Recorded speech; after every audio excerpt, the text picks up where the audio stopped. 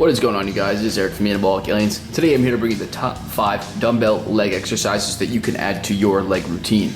Let's get into it. First up on the list is the dumbbell goblet squat. Now what I have included in this video is an example of a traditional body weight squat in this video. So all you're going to do is stand up straight. All you're going to do is make sure your feet are just outside shoulder width. We're going to point our toes out just very slightly. And as we squat down, breaking at the hips and the knees at the same time, we want to make sure our chest is staying up, that we're pushing our knees outwards, meaning keeping the knee in line with the toe. That way we don't have any awkward instances where the knee caves in or out too far. We want to keep it in a nice sweet spot right in the middle right there. So as we squat down, we want to try to break parallel. That means breaking 90 degrees. So basically what's going to happen is your hip is going to cross your knee on the way down, and we're going to push ourselves all the way back up. The goblet squat, the only difference is we're going to be holding a dumbbell just underneath our chin. So we're going to cup our hands and make a goblet shape, like you're going to catch something, almost like a V shape with your hands and your palms touching each other. And now all it's going to do is add a little resistance to your chest. So you have to force yourself to keep your chest up while putting a little bit more of a load on the legs. So we're making you have to work just a little bit harder. All the same concepts are going to apply. So we're squatting down, breaking that 90 degrees, coming all the way up and repeating. This is a great one to add into your routine for any sort of form correction and also fatiguing the muscle as well. Number 2 on the list is the one-legged squat to a bench. Now this exercise you do not need weight for again, so I'm going to show you an example of what that looks like. So all we're going to do is set up here, sit down on the bench as if we were going to sit in a chair. We're going to lift one leg. We're going to keep that one leg that is lifted slightly bent, because especially if it is fatigued, it is more likely to cramp up during this exercise, making the exercise much more difficult. So your other foot is going to be flat on the floor, meaning your heel is going to be down, your toe is going to be down. We're going to be pushing through the middle of our foot, and our body is going to have to come slightly forward as we push through that foot, getting ourselves up from the bench, keeping ourselves as balanced as possible. Because what is going to happen during this exercise is your knee is going to wobble in and out like crazy as your muscles try to stabilize themselves. That way you can actually get up. So what you want to do is make sure that your knee is tracking in line with your toe. So your knee should be over your toe, but not past your toe. We want to keep those knees nice and healthy. So on the way up, we're going to explode up as quickly as you can while still controlling it. And on the way back down, we want to focus on controlling, keeping that knee in line with the toe as we descend and sit all the way back onto the bench. Now, like the goblet squat, we add weight the same exact way, keeping it just below the chin with that V at our palms together, holding the dumbbell underneath your chin, keeping your chest up, and the same concepts are going to apply. So adding weight will make this more difficult, even though by taking one leg out of the equation, we are actually doubling the load on that one leg. So this is a great one to add into your routine if you were looking for a more advanced version of the goblet squat.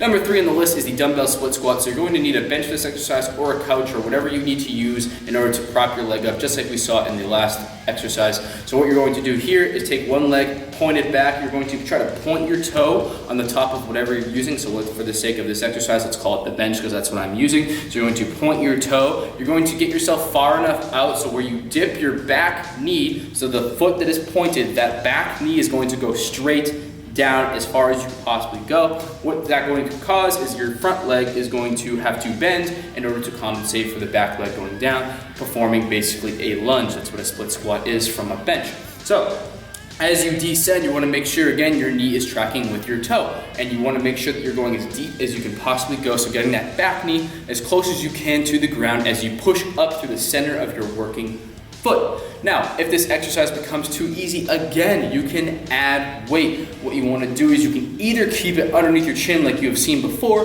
but for the sake of the video, I decided to change it up, take 2 dumbbells on either side, and I'm going to hold these dumbbells out in front of my leg so it's in line perfectly with my foot, but just outside my knee. That way I'm not bumping into it. So as you lower yourself down, you're trying to keep your chest up as much as possible, lowering those dumbbells and your whole body down, and you're pushing up right through the center of that working foot. This is a great exercise, has a ton of muscle activation. You'll be absolutely fried. Make sure you're breathing in and out. So again, if you're going down, you're breathing in. As you come up, you are breathing out, because this exercise is definitely going to wind you. So definitely add this one to your routine, guys.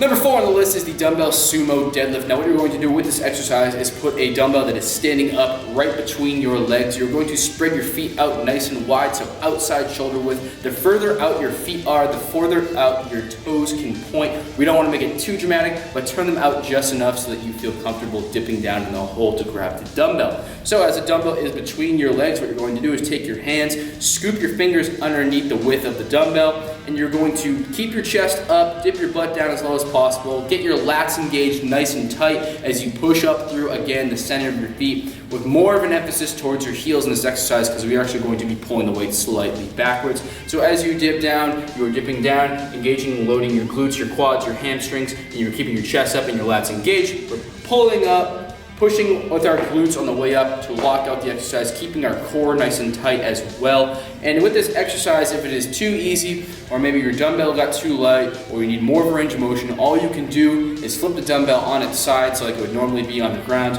Take your hands, cup it around the actual handle of the dumbbell, so if you have too big of hands, what you'll do is you'll take one hand, scoop it under, slap the other hand right over the top of it, get down just a little bit lower and perform the same exact exercise the same exact way. So this is a great exercise to utilize into your routine if you were just looking to shake up your deadlift routine.